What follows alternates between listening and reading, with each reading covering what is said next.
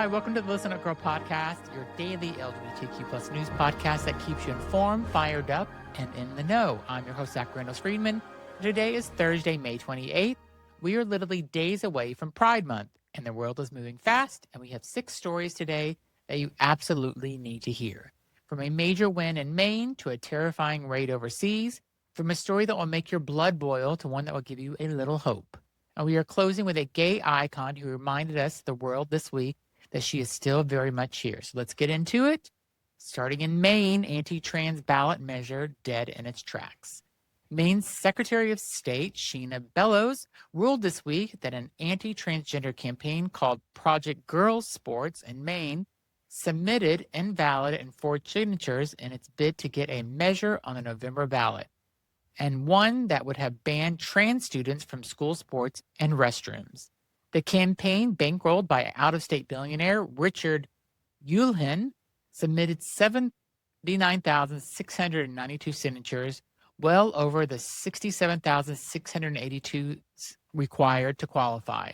But a court reviewed invalid more than 12,500 of those signatures, leaving the campaign just 532 short of what they needed.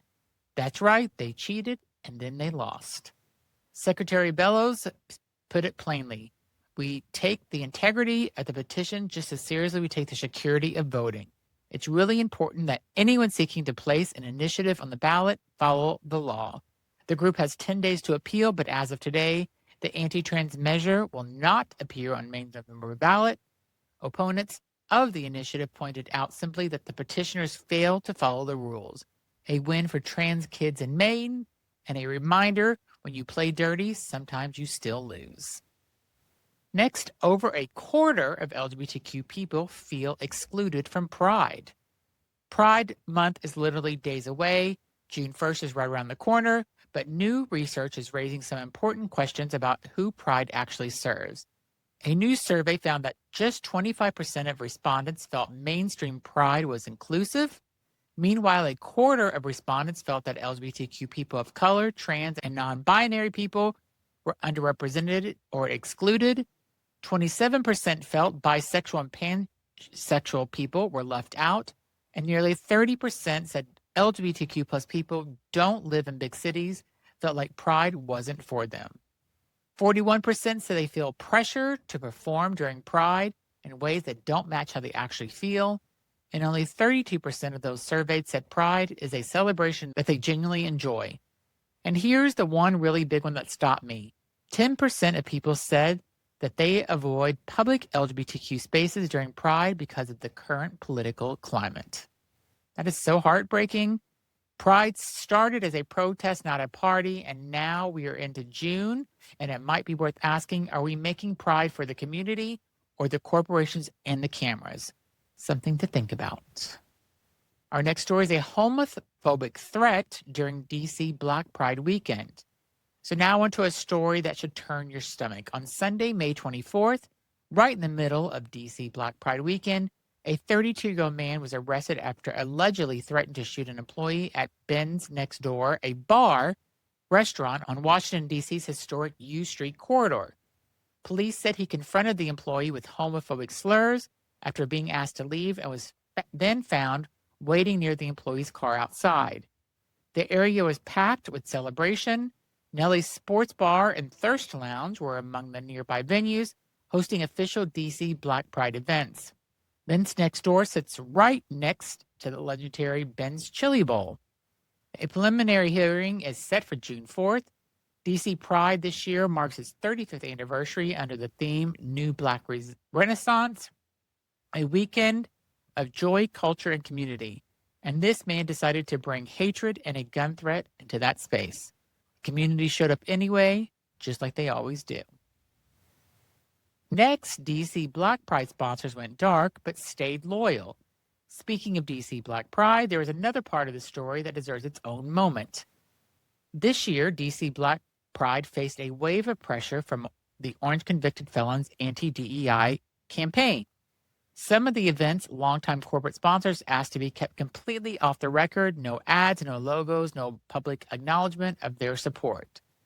Kenya Hutton, president and CEO of the Center for Black Equity, which organizes D.C. Black Pride, said this: "The administration has put pressure on some of our traditional sponsors, and we have some of the sponsors this year who have told us, don't put our ad, don't put our logo, don't put anything out publicly that identifies them as financially supporting us.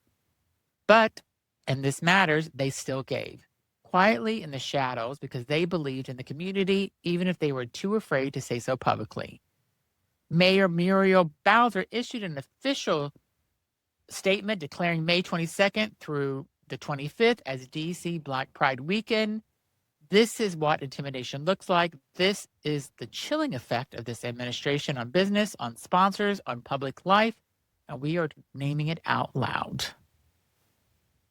Next, 51 men arrested in Malaysia after a deadly raid on a gay party. So now to a deeply troubling story from overseas that broke this week. On Sunday, May 24th, Malaysian police conducted 4 raids on upscale hotels in Kuala Lumpur, arresting 51 people in connection with what authorities called a drug-fueled gay party. The men arrested ranged in age 21 to 52, and 28 of them were foreign nationals from countries including Singapore, Hong Kong, Vietnam, Indonesia, and China. 36 of those detained tested positive for drugs. All are being held for between 3 and 6 days under Malaysia's Dangerous Drugs Act.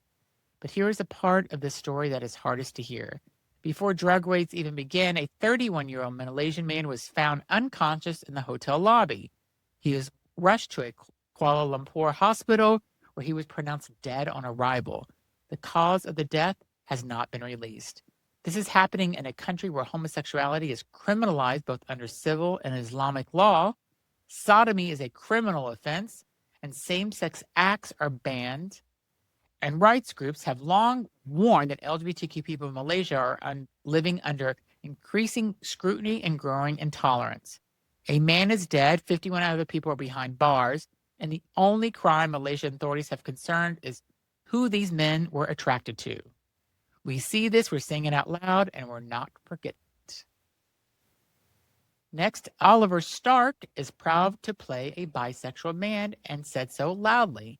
So let's close on something that genuinely made me smile this week. Oliver Stark, who plays Evan Buckley on ABC's 911, was asked at a fan convention this past weekend why advocacy matters to him, and he did not hold back.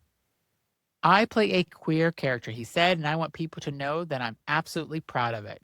He went on to talk about how Buck's bisexual storyline has resonated specifically because it's about a man in his 30s, not a teenager, discovering a new facet of his identity. And he said something I think a lot of bi men need to hear. "I know there are people who think they are bisexual, are just too scared to come out as gay or whatever, and obviously that's not the case. I really hope we get to hammer home that part.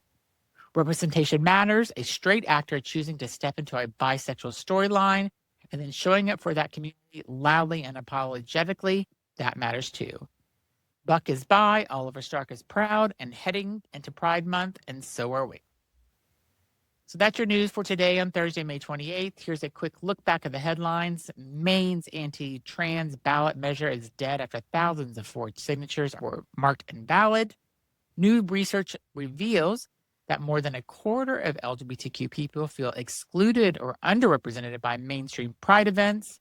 A man was arrested for threatening to shoot a DC bar employee using homophobic slurs during DC Black Pride weekend.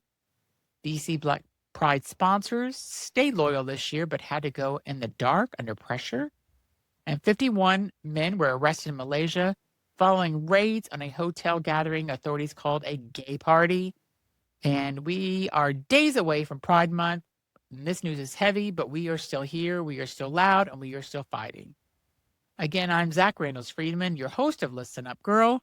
Share today's episode with someone who needs to hear it. Subscribe wherever you get your podcast and come back tomorrow with more news because the news doesn't stop and neither do we. Thanks for listening.